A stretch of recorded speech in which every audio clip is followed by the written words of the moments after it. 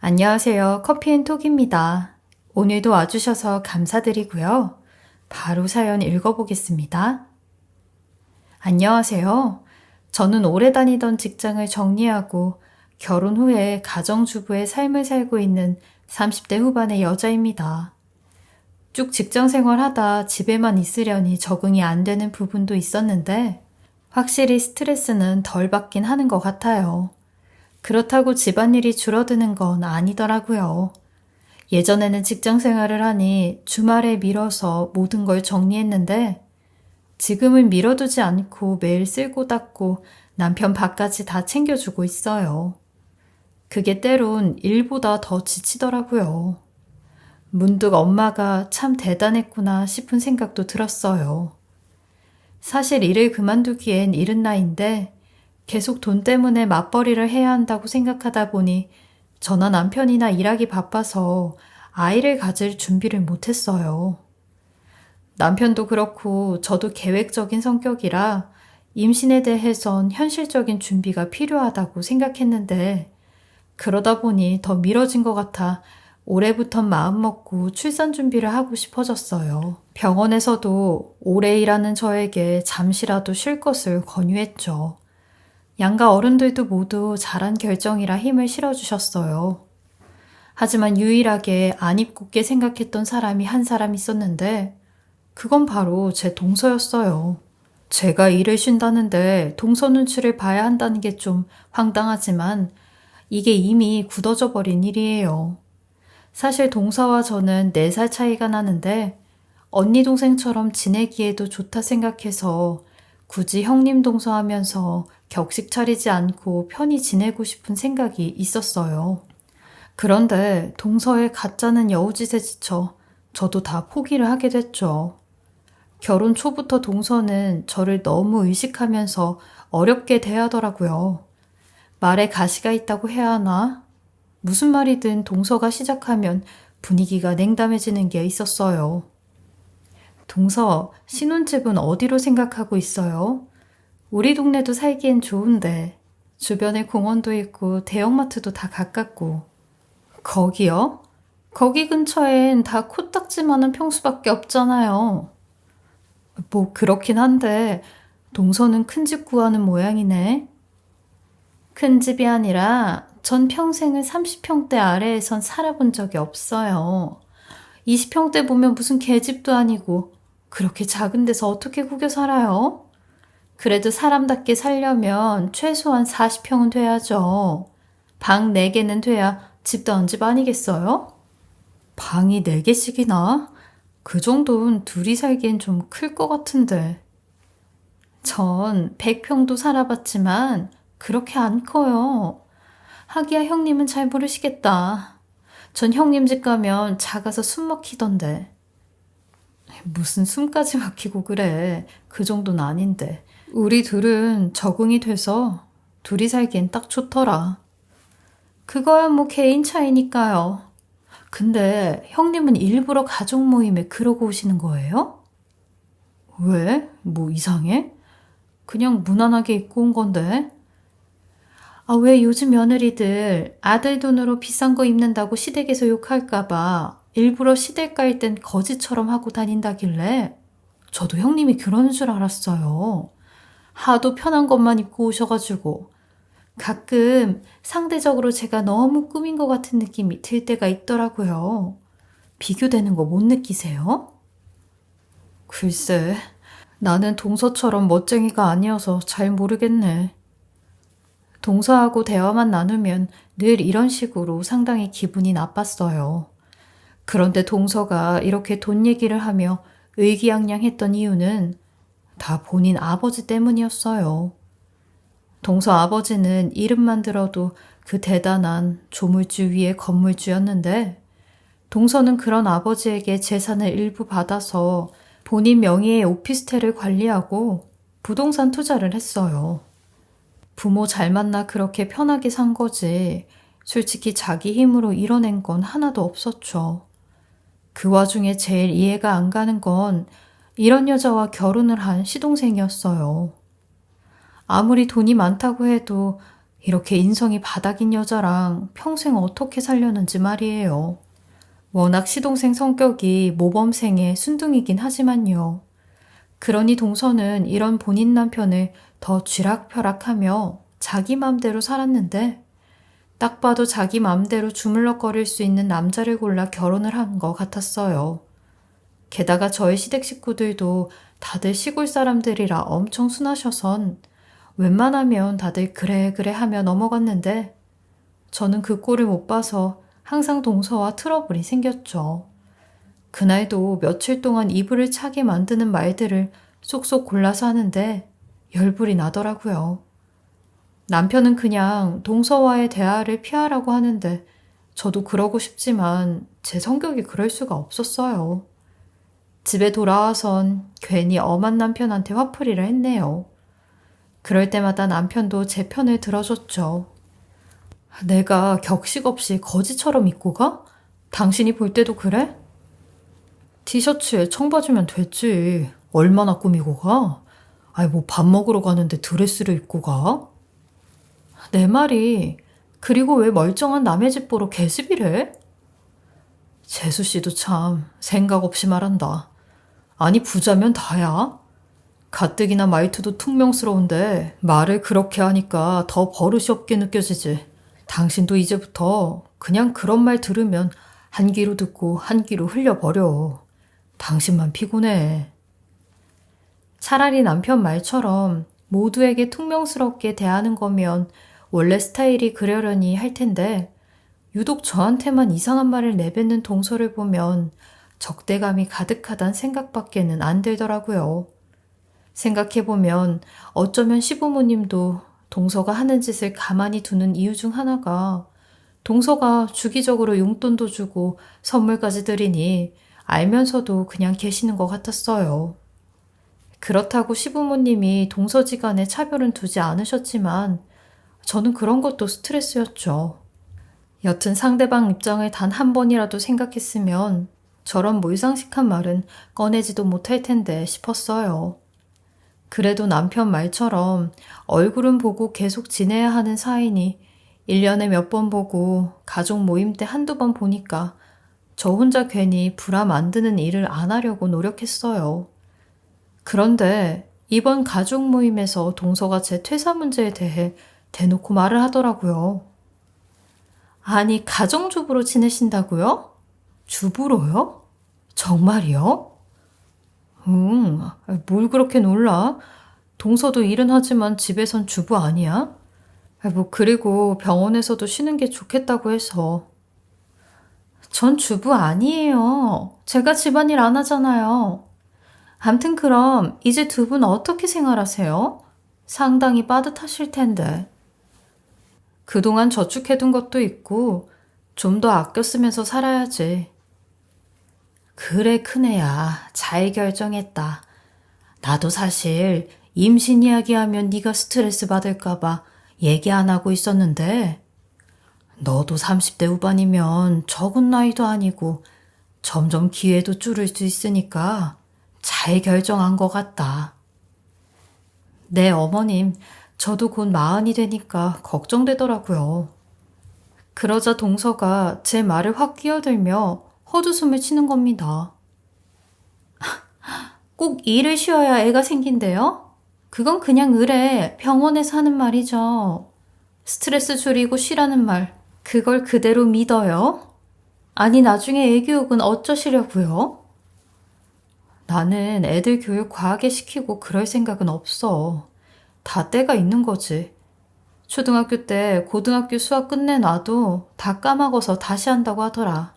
그거 듣고는 애들도 조급하게 시키지 않으려고. 그거야 강남 파락군에 안 사는 사람들 얘기죠. 제 주변 언니들 얘기만 들어도 아이 교육비에 돈 엄청 쓴다던데. 특히 재능은 어릴 때 경험하면서 찾아야 하거든요. 시기 놓치면 이도저도 안 돼요. 어쩜 나보다 모르실까? 그러니 둘째가 또 그런 건 잘 아는구나. 당연하죠, 어머니. 저는요, 좋은 교육만 받고 자라서 그런 거 잘 알아요.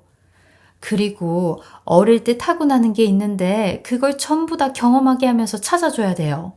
그걸 놓치면 공부 잘하는 애 아니고서는 마땅히 뒤늦게 뭔가 하기가 어렵다니까요. 특히 운동이나 예술 분야는 더 그렇고요. 둘째 말을 들어보니 그런 거 같기도 하네. 뭐 그러겠네. 괜찮은 선생님 한 명 붙여서 일회 수강 듣는 것도 돈이 꽤 드는데 그런 것도 생각해서 다 모아둬야죠. 안 그래요, 형님? 그거 다 어떻게 충당하시려고 그러세요? 둘째 말도 일리가 있긴 하구나.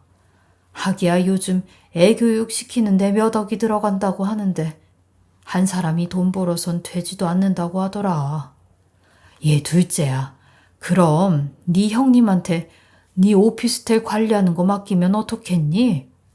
너 어차피 사람 구한다고 하지 않았냐? 그래도 네 형님이 세무학과까지 나온 아주 똑똑한 사람이다. 그래서 잘할 것 같은데.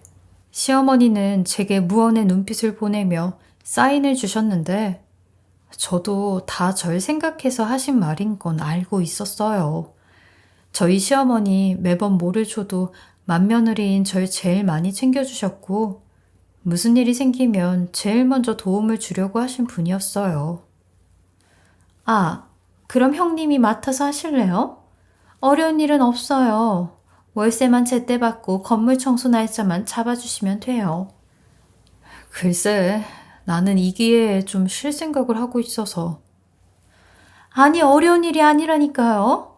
쉬면서 충분히 해요. 아유, 기회를 줘도 잡지를 못하시네. 난 사람들은 다들 일 좀 달라고 다 저한테 매달리는데 다른 사람한테 주느니 형님 용돈벌이라도 하면 좋잖아요. 그래, 내가 보기에도 용돈벌이 하기에 괜찮을 것 같은데. 예, 그러지 말고 한번 해봐라. 사실 동서랑 엮이는 게 불편해서 안 하고 싶다고 이 말이 목구멍까지 나왔지만 옆에서 부추기는 시어머니 때문에 저도 거절할 이유를 댈 게 없어서 알았다고 승낙을 하고 말았어요. 그렇게 종종 동서와 주기적으로 연락을 하면서 오피스텔 관리를 시작했는데 동서 말대로 정말 할 일이 없더라고요. 사실 이렇게 하는 일 없이 돈을 받아도 되나 싶을 정도였어요. 그렇지만 동서와 한 번씩 만나는 자리에선 빈정상하는 일을 계속 견뎌야 하긴 했죠. 형님, 할만하시죠? 제가 그랬잖아요. 별거 없다고. 아, 이런 꿀알바를 왜 안 하시려고 하셨는지 몰라? 자존심 때문인가? 동서 말대로 그렇게 뭐 신경 쓸 일은 크게 없네. 그러니까 제가 형님한테 드린 거죠. 우리 형님 생각해서. 전 속으로 동서가 오늘따라 왜 이렇게 순한 양이래? 뭐 좋은 일이 있나 싶어. 저도 동서 덕 본다고 했어요. 그래, 고마워. 나도 동서 덕에 용돈벌이는 하고 있어. 고맙긴요. 되려 제가 형님한테는 도움이 될 수 있어 다행이죠. 무슨 일 생기면 즉각 알려주세요. 아, 그리고 이거 점심때 드시라고 제가 고급 일식당에서 사온 7만 원짜리 도시락이에요. 7만 원 치고 맛은 있으니까 한번 드셔보세요, 형님. 게다가 이렇게 도시락까지 사온 동서였네요. 그런데 2달쯤 지났을 때 한 집에서 월세를 안 내더라고요. 문자를 보내서 입금이 안 됐다는 이야기를 보냈는데 저한테 돌아온 답변이 좀 이상했어요. 잘못 보냈나 눈을 의심하게 되더라고요. 기다리고 있어. 아, 저한테 기다리라는 건가 싶어. 아니, 죄송하다고 해도 모자를 파네. 버릇없게 무슨 이런 말을 하나 했어요. 그래서 저도 우선은 더 재촉하지 않고 기다려보기로 했죠. 그런데 3달이 된 시점에도 월세를 안 내길래 찾아가 볼까 고민을 했어요. 남편은 보증금에서 깎는 방법도 있으니 너무 독촉하지는 말고 있어 보라고 하더라고요. 사람이 살다 보면 급하게 돈이 없을 때도 있고 사정이 있을 수도 있다고요. 그래서 기다렸는데 6개월이 지나니 보증금도 곧 바닥이 나겠더라고요.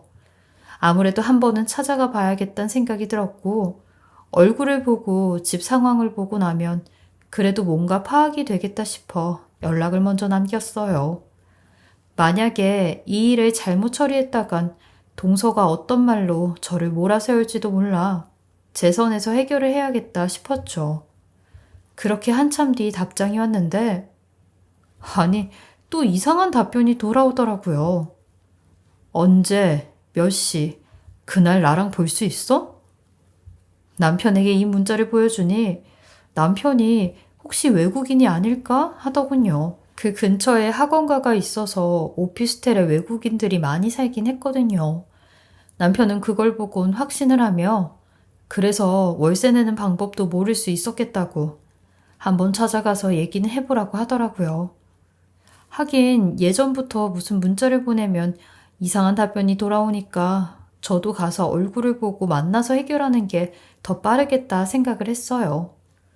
그리고 찾아가기로 한 날 아무래도 동서에게는 이 일을 알려야 할 것 같아 동서네를 들렸는데 때마침 동서 부모님이 있더라고요. 어색하게 인사를 드리고 동서가 나오기를 거실에서 멋쩍게 기다리고 있는데 한참이 지나도 나오질 않아 볼일을 보러 화장실에 갔어요. 그런데 제가 들어가자마자 화장실과 가까운 위치에 있는 동서 방에서 대화 소리가 흘러나오더군요. 소리를 낮추고 하는 대화인데도 생생하게 들렸어요. 얘, 저 식충이 언제까지 기다리게 할 거야? 거실에 있는데. 좀 더 기다리라고 해, 엄마. 나 좀 더 잘 테니까. 알았어. 할 말 있어서 온 것 같던데. 근데 저 그지꼴하고는. 그거 나름 차려입은 걸걸? 식충이가 격식을 따져봤자지. 안 그래, 엄마? 하여간 저런 주부들이 문제라니까. 맨날 집에서 퍼질러 있고 집안일이나 하니 저 모양이지. 저런 사람이 무슨 오피스텔 관리를 한다고? 그냥 청소 아줌마가 딱이다 딱. 꼭 저렇게 가난한 애들이 일에서 팔자 바꿔볼 생각을 안 하고 눌러앉아 놀려고만 하더라. 그러니까 말이야. 그래서 내가 식충이 같이 먹는 것만 축내는 꼴이 너무 얄미워서 저번에 저 식충이 도시락에 침 뱉어서 먹으라고 줬어. 그러니까 좋다고 받더라. 잘했네, 우리 딸. 화장실은 또 왜 이렇게 오래 쓴다니? 화장실에 간 저를 두고 식충이라 부르며 대화를 하고 있는데 도저히 맨정신에 동서와 멀쩡히 대화를 나눌 수가 없겠더군요. 손발이 덜덜 떨렸는데 사람이 너무 놀라고 기가 차니 그 상황에서 뭔가 나서서 하기가 어렵더라고요. 어느샌가 제가 동서네 집에서 나와 있었는데 심장이 벌렁벌렁거리고 저번에 제게 준 그 도시락에 그런 비인간적인 짓을 했다는 것도 너무 충격적이었어요. 그리고 대체 여태까지 저에 관해 어떻게 말을 했길래 동서 부모님도 저를 위아래로 보면서 한심한 눈빛을 짓는지 정말 자존심이 너무 상했어요. 본인들보다 돈 없다고 사람을 이렇게 비참하게 만들어도 되냐고요. 비록 제가 저희 아버지한테 물려받은 오피스텔은 없지만 저도 어디 가서 그런 취급받을 정도는 아니거든요. 저는 원래 대부분의 일은 남편하고 다 상의를 하는 편이었는데 이 말은 남편에게조차 꺼낼 수가 없었어요. 너무 굴욕적이었거든요. 비참한 마음에 눈물만 흘리고 있는데 월세 밀린 세입자로부터 또 문자가 오더라고요. 오고 있어?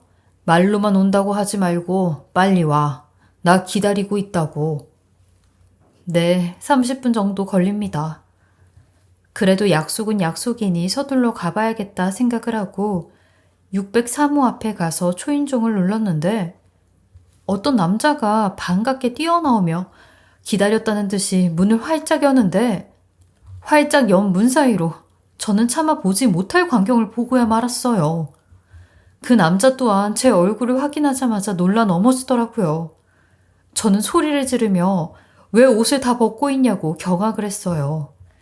남의 남자라면 윗옷만 벗고 있어도 남사스러워 쳐다보지 못하는데 말이에요. 순간적으로 시선을 피했지만 저나 그 사람이나 둘 다 그 자리에 굳어버렸죠. 아니 대체 이 사람 주인집 연락을 받고 몇 분 뒤에 도착한다는 시간까지 다 알고 있었으면서 왜 이러고 있는 거지?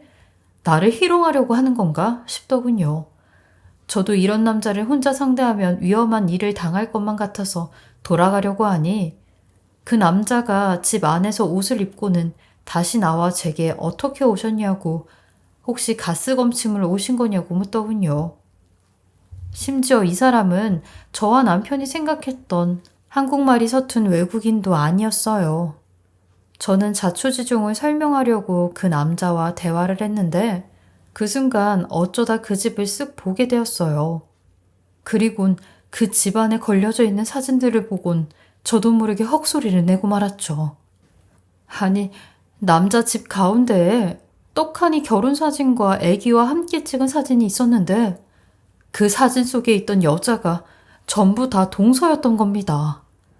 그제서야 저는 이 남자가 저에게 왜 그런 이상한 문자를 보냈는지 그 이유를 알 수 있었죠. 저는 그 짧은 시간 동안에 이 집에 들어가서 증거를 잡아야겠다는 생각이 들었고 인사로 준비해온 롤케이크를 건네며 거짓말을 했어요. 아, 저 검침원 아니고요. 윗집에 새로 이사 왔어요. 그래서 인사드리려고요. 아, 그러셨구나. 죄송합니다. 제 와이프가 온다고 해서. 아, 아니에요. 제가 갑자기 찾아와서 죄송하죠. 이사 인사도 드릴 겸 가구 조립 때문에 시끄러울까봐 양해 좀 드리려고 온 거였어요. 그래서 말인데요. 혹시 드라이버 하나 갖고 계신 거 있으실까요? 조립하는데 드라이버만 없어서요. 제가 쓰고 바로 다시 갖다 드릴게요. 그러세요. 잠시만요. 제가 베란다에서 좀 찾아볼게요. 추우신데 잠깐 들어와 계세요. 그래도 될까요? 그럼 실례하겠습니다. 천천히 찾으세요. 그리고 남자가 베란다로 간 사이 저는 결혼사진과 아기 사진을 전부 다 찍어 핸드폰에 저장해뒀습니다. 이게 무슨 일인가 싶으면서도 아까 동서에게 이 집의 세입자 얘기를 했으면 어쩔 뻔했나 싶었어요. 그러면 제가 이 광경도 목격을 못했을 테니까요. 저는 이렇게 된 이상 모른 척하며 몇 가지를 더 캐물어 봐야겠다 생각을 했어요. 어머, 애기 사진이 있는 거 보니까 애기 키우시나 봐요? 저도 막 돌진한 애기 키우는데 반갑네요. 근데 애기는 방에서 자나 봐요. 이거 너무 크게 떠든 거 아닌가 몰라요. 아, 지금은 애기 하늘나라에 가고 없어요. 어머, 죄송해요. 제가 괜한 걸 여쭤봤나 봐요. 아닙니다. 모르고 물어보신 건데요, 뭘. 아이고, 그래도 죄송해요. 저 이만 가보겠습니다. 드라이버는 잘 쓰고 돌려드릴게요. 그렇게 저는 그 남자에게 생각지도 못한 이야기까지 듣고는 황급히 그곳을 빠져나왔어요. 동서와 저 남자 사이에 애까지 있었단 사실을요. 그리고 동서는 그랬겠죠. 본인 오피스텔이라고 죽어도 안 걸릴 거라고요. 그렇게 안심했겠지만 이건 고양이에게 생선을 맡긴 꼴이 되어버렸네요.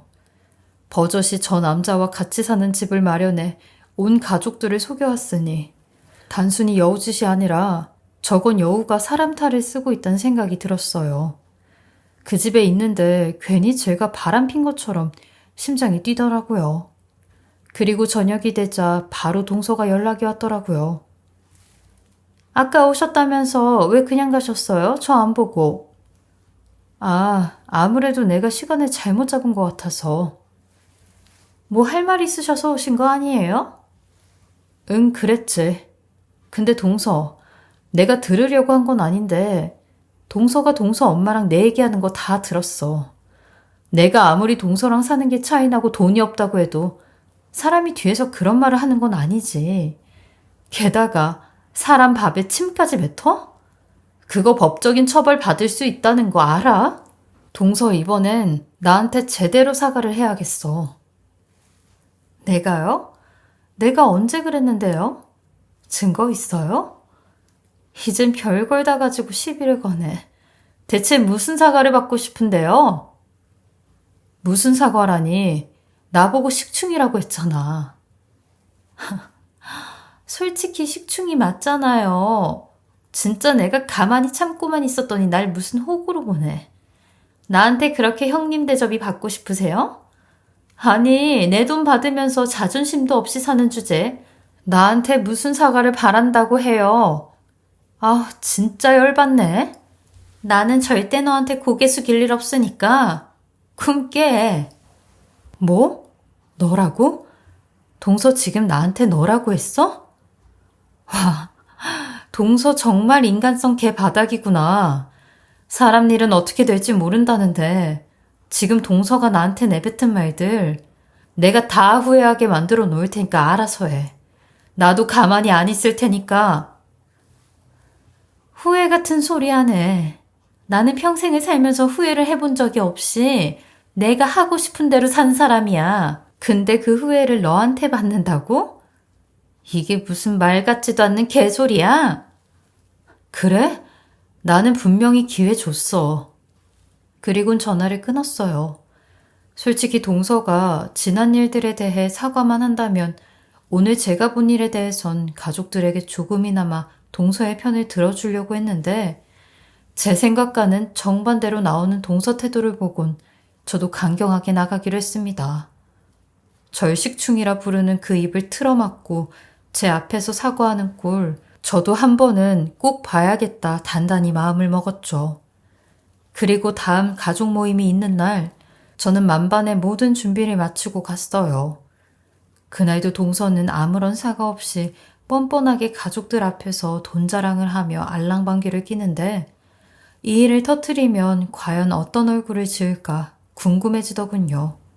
동서, 건물에 월세 밀리는 사람이 있는데 어떡할까? 그런 건 보증금에서 제하면 되죠. 그것도 몰라요? 아니, 요즘도 그런 사람이 다 있니? 그것도 머리 아프겠다. 하기야, 짐까지 다 놔두고 가는 사람도 있다고 하더라. 근데 문제는 이제 곧 보증금도 다 까먹게 생겼어. 그럼 진작 말을 하셨어야지. 그 얘기를 왜 이제 와서 하세요? 아, 안 그래도 내가 찾아가긴 했는데. 그런 건 저한테 다 얘기를 해야죠. 혼자 뭘 해결한다고. 대체 밀린 게 몇 달째인데요? 근데 생각해보니까 그 사람은 안 내도 될 것 같더라.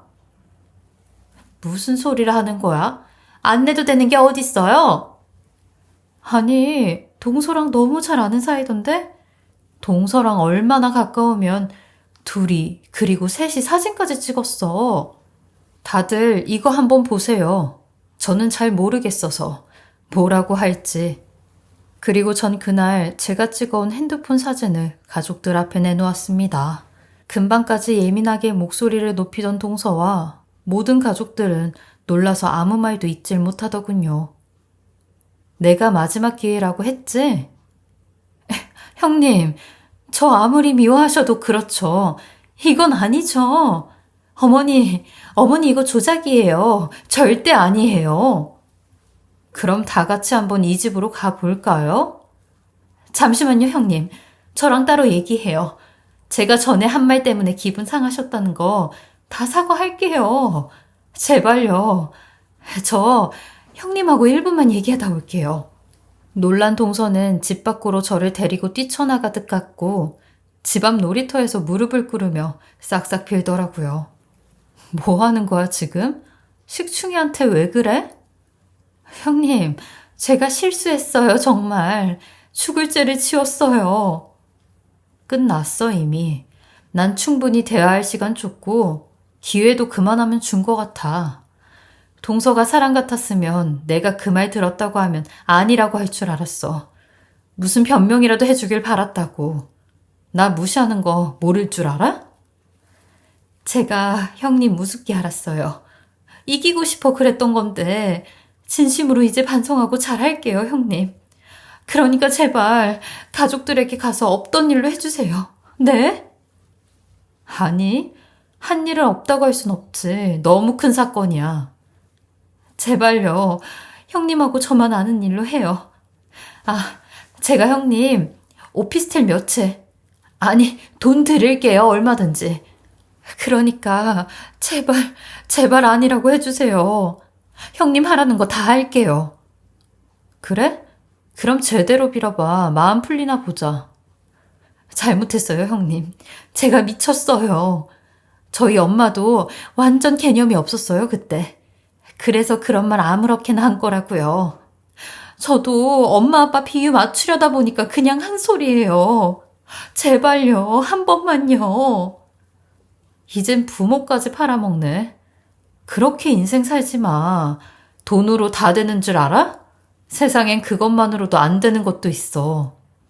저는 그대로 동서의 손을 뿌리치고 집으로 들어갔고, 다 하얗게 질린 가족들은 힘이 빠진 풍선처럼 축 늘어져서 한숨만 쉬고 있었고, 시동생은 술만 들이키고 있었어요. 그래, 알려줘서 고맙다. 빨리 알았으니 다행이지. 저도 고민 많이 했는데 더는 못 봐주겠더라고요. 괜찮아, 여보. 잘했어.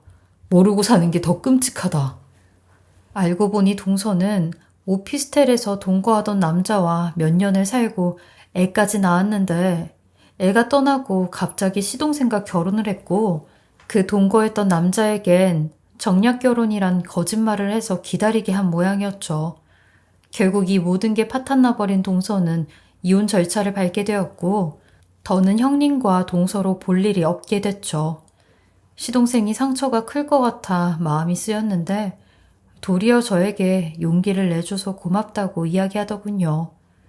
아이까지 낳고 있으면 더 최악인 일이 벌어졌을 거라고 하면서요. 여우짓도 모자라 두 남자 사이에서 불륜까지 저지른 동서가 집안에서 떠나고 나니 요즘은 가족 모임을 해도 마음이 너무 편합니다. 조만간 시동생에게도 좋은 여자 꼭 소개해주겠다고 했는데, 주위에 좋은 사람을 열심히 찾는 중이에요. 저도 동서 때문에 너무 괴로웠지만 사실 가장 힘든 사람은 시동생과 시부모님이니까 앞으로 다시 연을 맺게 될 동서가 오면 몇 배로 더 잘해주려고요. 분명히 이 계기로 좋은 사람을 보는 힘이 생겼을 겁니다. 여러분의 가정에도 물 흐리는 사람이 아닌 성품과 인격이 모두 갖춰진 사람들이 들어오길 바라며 좋은 인연들 맺으셨으면 좋겠습니다. 올 한 해도 행복만 가득한 한 해 되시고요. 저의 긴 이야기 들어주셔서 감사합니다. 지금까지 커피앤톡이었습니다. 오늘도 끝까지 함께 해주셔서 감사하고요. 저는 다음 영상으로 또 찾아뵙겠습니다.